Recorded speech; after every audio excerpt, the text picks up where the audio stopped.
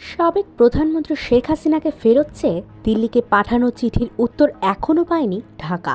সেই চিঠির উত্তর পেলে সরকার পরবর্তী পদক্ষেপ নেবে বলে জানিয়েছে পররাষ্ট্র মন্ত্রণালয়ের মুখপাত্র রফিকুল আলম। মঙ্গলবার মন্ত্রণালয়ের সাপ্তাহিক ব্রিফিংয়ে একথা বলেন তিনি। রফিকুল আলম বলেন, ভারতের সাথে প্রত্যর্পণ চুক্তিতে কাউকে ফেরত পাঠানোর সুনির্দিষ্ট কোনো সময়সীমা নেই। চিঠির বিষয়ে দিল্লির জবাব না পেলে আবারও তাগাদাপত্র পাঠাবে সরকার।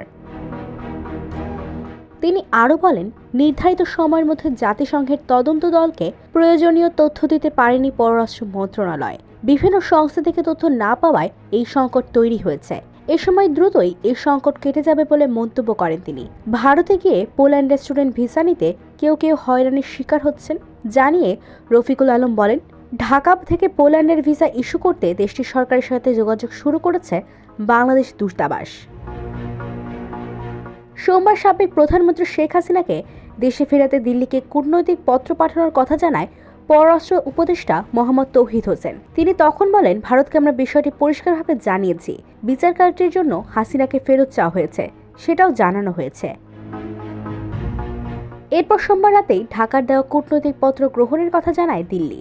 দেশের পররাষ্ট্র মন্ত্রণালয়ের মুখপাত্র রণধীর জয়সওয়াল এ তথ্য নিশ্চিত করেন। তিনি জানান, বাংলাদেশ হাই কমিশন থেকে শেখ হাসিনাকে ফেরত চেয়ে একটি ভার্বাল নোট পেয়েছে। তবে এই মুহূর্তে বিষয়টি নিয়ে আমাদের এখন কোনো মন্তব্য নেই।